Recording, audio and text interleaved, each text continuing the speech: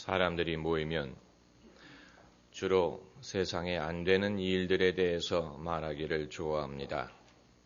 요즘엔 경기가 안 좋다느니, 요즘엔 살기가 어렵다느니, 요즘엔 뭐가 어렵다느니 이런 식으로 국회의원들이 명절이 되면은 자기 지역구로 내려가는데 지역구로 내려가면 사람들이 모여서 주로 불평을 늘어놓는다고 합니다.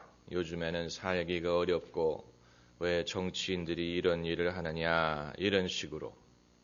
목사님들도 모이면 목회가 힘든 이야기를 할 때가 많습니다.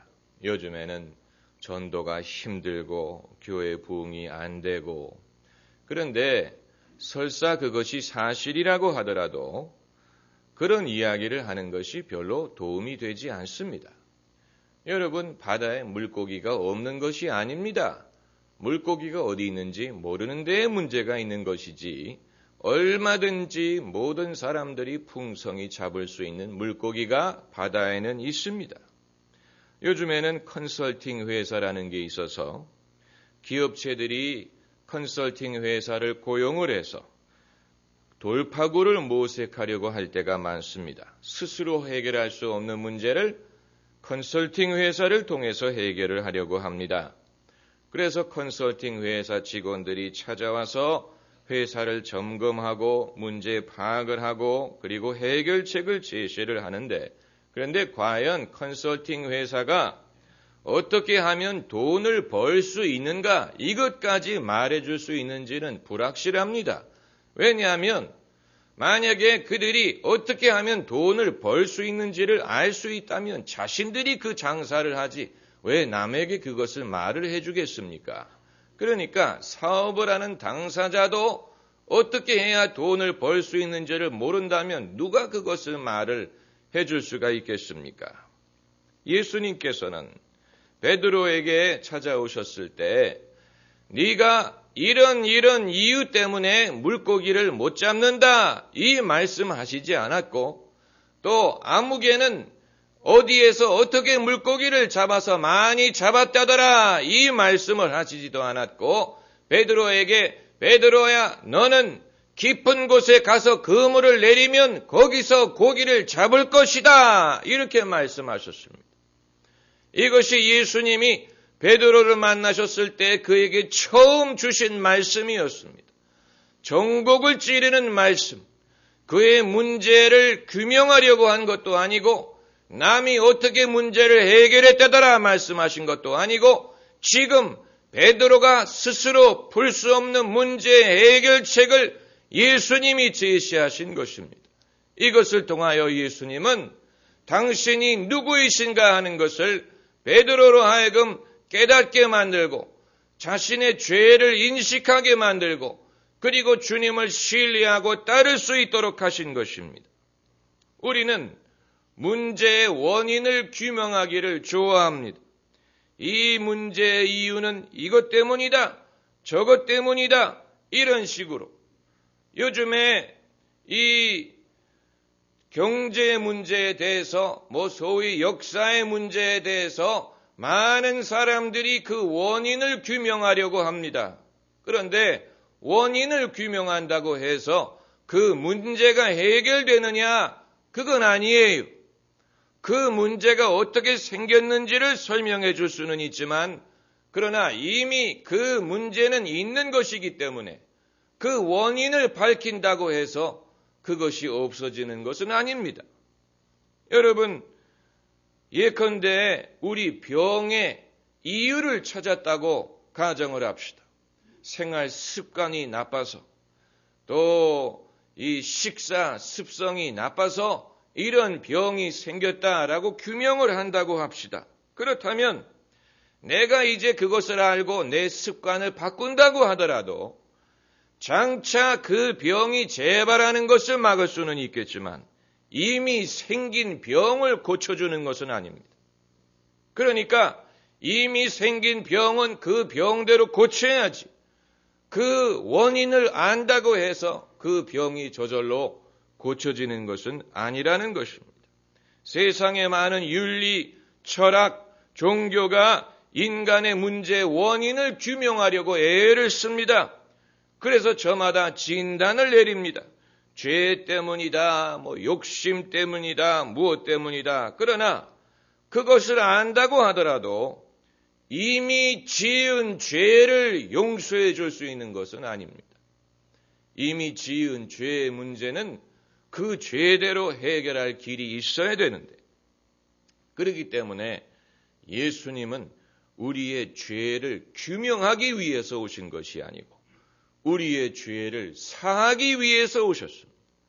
이것이 예수님의 복음의 차별성입니다. 요한복음 3장에 예수님 말씀하시기를 하나님이 그 아들을 세상에 보내신 것은 세상을 심판하기 위한 것이 아니요 저로 말미암아 세상이 구원을 받게 하려 하심이라. 율법과 은혜의 관계를 이런 식으로 비교할 수 있습니다. 율법은 죄를 규명합니다. 이것도 죄고 저것도 죄고 이것이 죄다 규명합니다.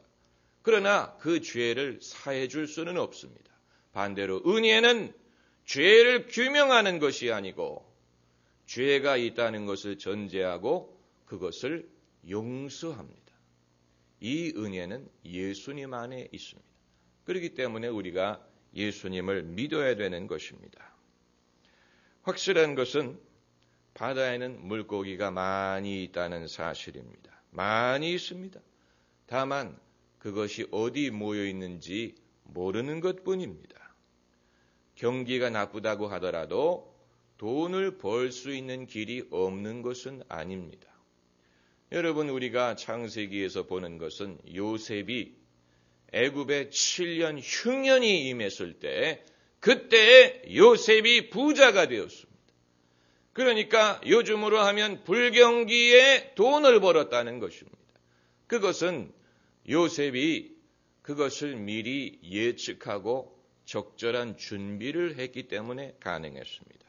곡식의 가격이 쌀 때에 그것을 많이 사들였다가 곡식의 값이 올랐을 때 파는 것으로 요셉은 기근에 더 돈을 벌 수가 있었습니다.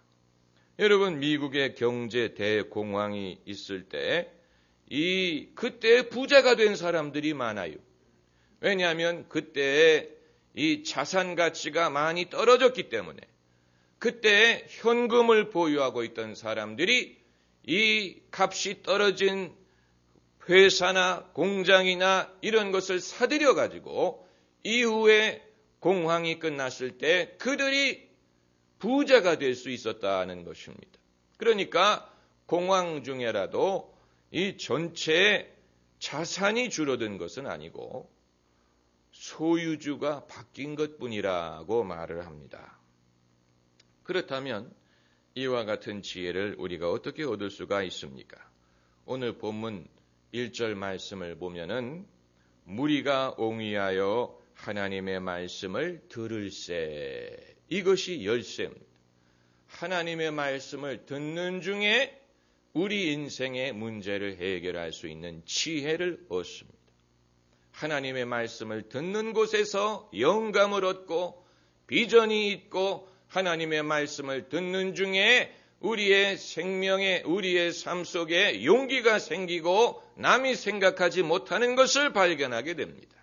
그래서 무리가 옹위하여 그 말은 모였다 하는 말입니다. 사람들은 하나님의 말씀을 듣기 위해서 모여야 됩니다. 예수님의 이름으로 모여야 됩니다. 예수님을 중심으로 모여야 됩니다.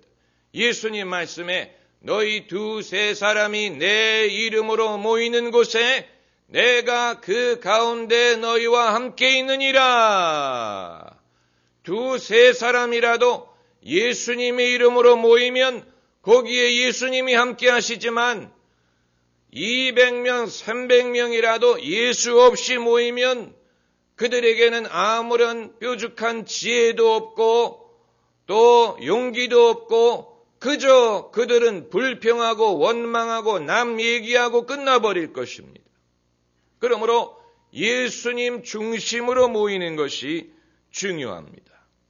아마 여러분 모두 이런 문제 저런 문제 이런 고민 저런 고민이 많이 있을지 모릅니다.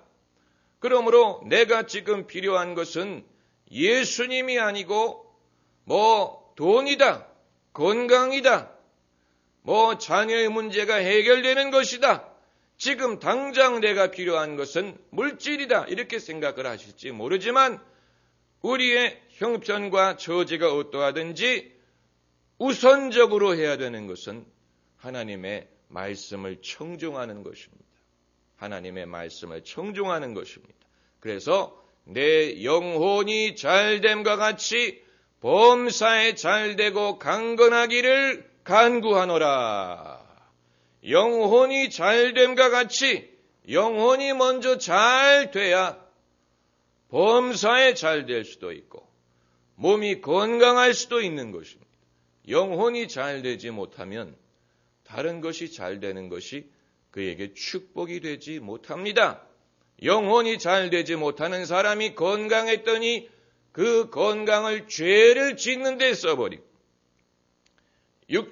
영혼이 잘 되지 못한 사람이 재물을 가졌더니 그 재물이 그를 타락하게 만들고 교만하게 만들 수 있습니다. 그러므로 우선적인 것은 영혼이 잘 되는 것입니다. 이것은 시간이 걸리고 또 좀 세상적인 관점으로 봤을 때는 좀 멋이 없어 보일 수도 있지만 그러나 여러분 이 세상은 멋으로 사는 것이 아닙니다. 그러므로 아마 여러분 중에 목사님 제 문제는 도 문제고 사업 문제고 자녀 문제입니다. 이렇게 말씀을 하실지 모르지만은 그러나 먼저 할 일이 이제 하나님의 말씀을 듣는 것입니다. 순서를 지켜야 됩니다. 그래서 오늘 본문 말씀을 보시면은 4절에 말씀을 마치시고 이것이 이제 중요합니다. 하나님의 말씀을 들어야 할 때가 있었습니다. 그런데 예수께서 말씀을 마치시고 그리고 베드로에게 말씀하시기를 깊은 곳에 가서 그물을 내려 고기를 잡으라. 이 순서를 말하는 것입니다. 먼저 말씀을 듣는 것이 무슨 도움이 될까? 많은 도움이 됩니다. 말씀을 듣는 중에 이제 우리의 인생의 구체적인 문제를 해결할 수 있는 그런 힌트를 얻을 수가 있는 것입니다. 그래서 베드로가 예수님의 말씀대로 했더니 애운 고기가 심이 많아 그물이 어떻게 되는지라 그물이 찢어지는지라. 오늘 본문에서는 애운 고기가 심이 많아서 그물이 찢어졌다라고 말하지만 그물이 찢어지는 이유는 잡은 물고기가 많아서가 아니고 그물이 부실하기 때문입니다. 그물은 원래 물고기를 잡으라고 만든 것입니다. 그런데 물고기를 잡았더니 끊어진다. 그건 그물이 그물의 역할을 하지 못하기 때문에 그런 것입니다. 잡은 물고기가 많아서 그런 것이 아닙니다. 여러분, 물컵은 물을 담으라고 만든 것인데 물컵에다가 물을 부었더니 깨져버렸다. 그건 물이 많아서가 아니고 부실하기 때문에 그런 것입니다. 마찬가지로 그물은 물고기를 잡으라고 만드는 것인데 물고기를 많이 잡았더니 끊어졌다. 그건 물고기를 많이 잡은 것이 문제가 아니고 그물 자체가 부실하기 때문에 그런 것입니다. 그러니까 평소에 베드로는 그물을 손볼 필요를 느끼지 않았어요. 왜냐? 자기가 어부지만 설마 그물이 찢어질 정도로 고기를 잡는 일은 나에게 일어나지 않을 것이다. 이렇게 생각을 하기 때문에 그물을 철저하게 수선하고 손을 봐야 되는데 그럴 필요를 느끼지 않고 적당히 방치를 했어요. 왜냐하면 이제까지 그물이 찢어지는 일이 없었기 때문에 그저 적당히 대충 해도 된다. 이렇게 생각을 하면서 살았습니다. 여기에 이제 인간의 모순이 있는 것입니다.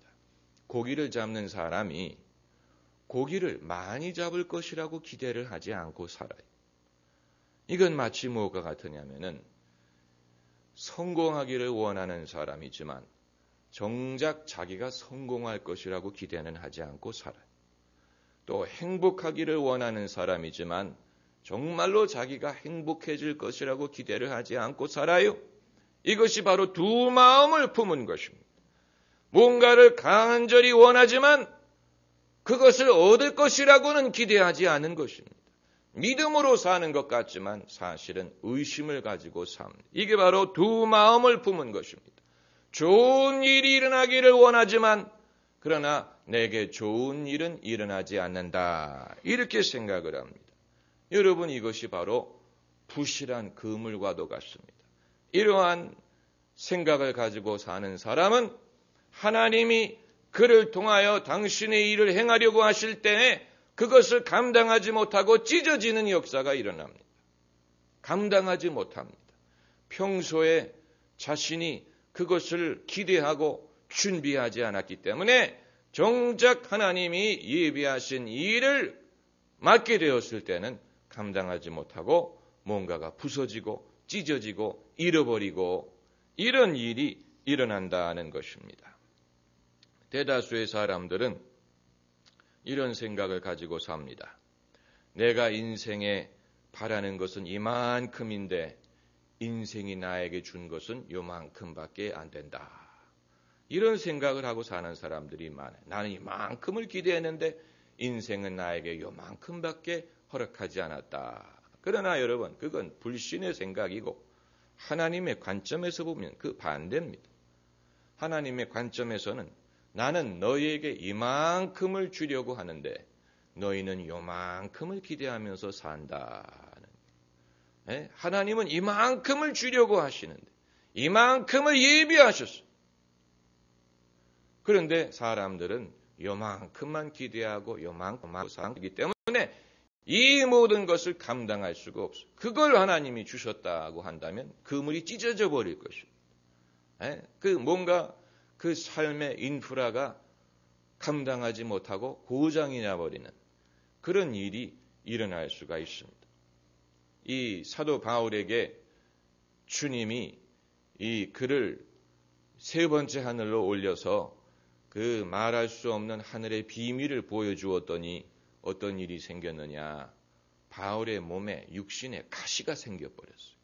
그걸 감당하지를 못했어요. 하나님이 그에게 보여주시는 이 놀라운 비밀, 이런 것을 그가 보고 감당하지를 못해서 육신에 가시가 생겨버렸습니다. 물론 그것이 그를 자고하지 않게 하기 위한 그런 주님의 방편이었기도 하지만 그러나 그러니까 여러분, 우리가 궁금하게 생각하는 것, 알기 원하는 것, 이런 것을 주님이 보여주신다고 하더라도 그걸 아마 감당치 못하는 사람들이 이 세상에는 있을 것입니다.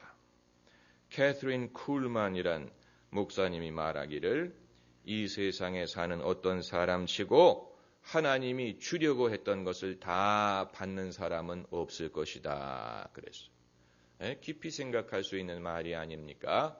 이 세상에 사는 어떤 사람치고 하나님이 그에게 주려고 한 것을 다 받는 사람은 없을 것이다. 거기에는 이유가 있습니다.